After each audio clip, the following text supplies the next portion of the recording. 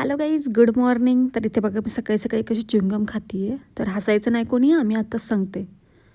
तर मग आज सकाळी मी कपडे धुवत होते आणि मस्त ऊन पडलेलं, तर माझ्या कामावरची पण बॅग धुवायला काढली आणि त्यात मला च्युइंगम भेटलं. मग सगळ्यात पहिले ते खाल्लं आणि धुतलेले जे काही कपडे होते दुपारी सगळे सुकले आणि वचू एवढं ऊन होतं ना, मी खूप जास्त कपडे धुतलेले आणि मग ते सुशीला वगैरे सगळे कवर वगैरे घालून घेतले.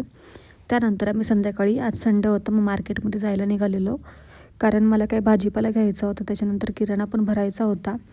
मग त्याच्यासाठीच आम्ही मार्केटमध्ये गेलेलो आणि आज मार्केटमध्ये खूप जास्त गर्दी होती आणि सनसेटचा व्ह्यू पण एवढा मस्त वाटत होता. पण आता सध्या अंधार पण खूप जास्त लवकर पडतो आहे ना, कारण 6:15 6:30पर्यंत सगळा अंधार पण पडलेला असतो आहे.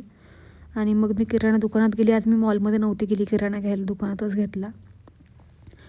मग किराणा वगैरे घेतला आणि मला एवढं काही, आज मी 3 पिशव्या भरलेल्या माझ्या किराण्याच्या आणि तेवढं घेऊन मला गाडीवर बसायलाच जागा नव्हती, खरं सांगते.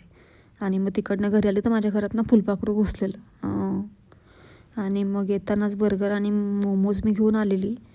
तर आज अक्षरशः मला एवढा काय राग आलेला ना माझ्यासोबत.